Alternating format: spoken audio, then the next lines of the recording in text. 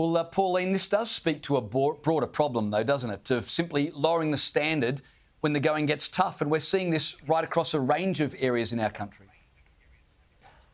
We have, James, and I brought it to the attention of the Parliament on many occasions where our educational standards have dropped now for decades, actually, and where we once very high on the ladder of educational standards, we're now at the bottom. And countries, third world countries, are actually doing better than what we are.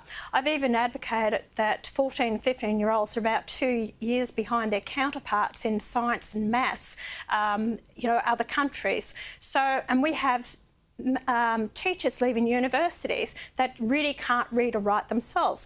And instead of lowering the standards for our police academy, I hope the government is looking into the educational standards in the schooling system, wondering why we're doing this and what's happening.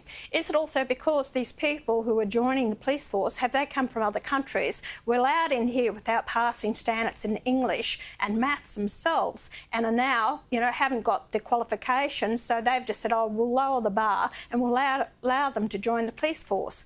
It's going right back to citizenship. People come loud in the country, they can't speak English, they can't read English. We're giving everything in other languages, even voting, everything is other languages. Why would people want to learn the English? But and we've standards in our educational system. We've put ourselves in this mess and no one's prepared to address it and say, let's get it right. I think it's wrong. And I'll tell you another thing. These people, police have to write up reports. Those reports are used as evidence in courts. If they've made such spelling mistakes, their literacy is wrong, even writing up tickets, those tickets could be presented in court and be thrown out because they're not written up properly. I can see it disaster time and time again. That's a really good point. Hey, before I let both of you go, just one more thing I want to ask you about the age verification technology that will be rolled out in December. The comprehensive trial as part of that has been approved. So this is all for the social media ban for kids under the age of 16.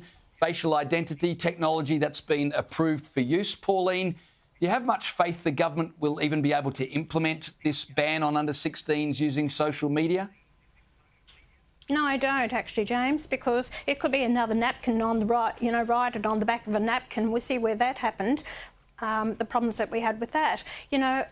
The facial recognition doesn't mean that everyone's got to be scanned. What about privacy in the home if anyone wants to go in on it? I think that the whole thing should be left up to the parents to actually deal with it. A lot of the kids might want to go on social media for educational purposes. We're denying them that as well.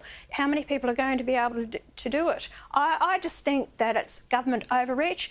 Getting involved in the home scene where it should be up to parents. We've taken so much responsibility out of the hands of parents to deal with their own kids. They're throwing their hands up in the air and thinking we have no more rights anymore over our children. The governments are controlling it. A big mistake again, James. I don't agree with it. Alex, I've got 2 boys and I wish they'd found social media later than they did, so I agree it's a problem, but is an outright ban really the answer? Yeah, look, it's definitely not. I crossed the floor on this issue when it came to Parliament at the end of the last term, and I did so because this is, first of all, never going to work. Secondly, this is really nothing more than a digital Trojan horse for the surveillance state. What of course they won't tell you about this. It's got a nice acronym, by the way, AA-T, cute. I mean, that's, you can see the bureaucrats sitting around having their coffee in the morning talking about the AATT.